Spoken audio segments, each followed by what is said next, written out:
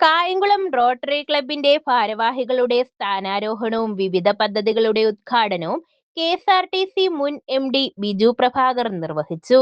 യുവതലമുറ മാറ്റത്തിനായി ചിന്തിക്കണമെന്നും സർക്കാരിന് ചെയ്യാൻ കഴിയാത്ത പല കാര്യങ്ങളും റോട്ടറി പോലെയുള്ള സംഘടനകൾക്ക് ചെയ്യാൻ കഴിയുമെന്നും അദ്ദേഹം പറഞ്ഞു. റോട്ടറി ക്ലബിന്റെ പല പ്രവർത്തനങ്ങളും ഞാൻ തിരുവനന്തപുരത്ത് മാത്രമല്ല ഇവൻ കാസർഗോഡ് കാഞ്ഞങ്ങാട് വരെയുള്ള സുഹൃത്ത് ബന്ധം വഴി ഞാൻ കണ്ടിട്ടുള്ളതാണ്. ഞാൻ വളരെയധികം അസോസിയേറ്റഡ് ആയിട്ടുള്ളത് തിരുവനന്തപുരത്തെ റോട്ടറി സ്കൂൾ നടത്തുന്ന ഒരു സ്പെഷ്യൽ സ്കൂളാണ്.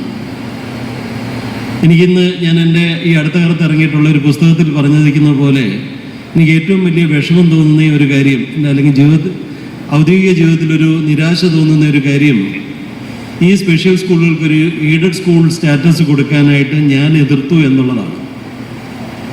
കാരണം സാധാരണഗതിയിൽ എയ്ഡഡ് സ്കൂൾ സ്റ്റാറ്റസ് കൊടുക്കുമ്പോൾ അവിടെ വൻ കോഴ വാങ്ങി ഓരോരുത്തരെ, പ്രത്യേകിച്ച് സ്പെഷ്യൽ സ്കൂൾസിൻ്റെ കാര്യം വരുമ്പോൾ ഈ കോഴ കൊടുക്കുന്നവരൊന്നും കുട്ടികളുടെ മലമോ മൂത്രമോ ഒന്നും കോരാൻ തയ്യാറാകത്തില്ല.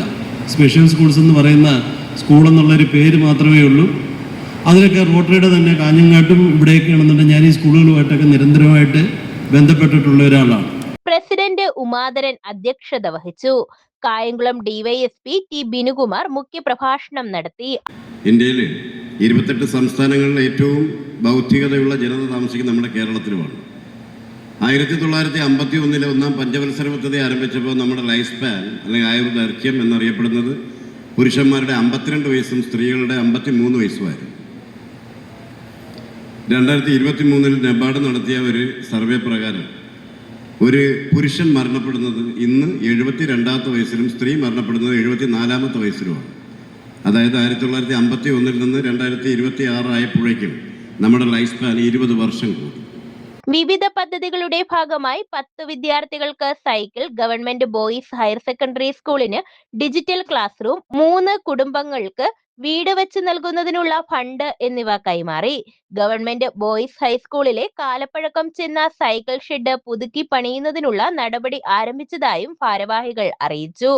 Ward councillor Naseer, assistant governor Vivek Sukumaran, Alan Thomas, Tom Koshy തുടങ്ങിയവർ പ്രസംഗിച്ചു.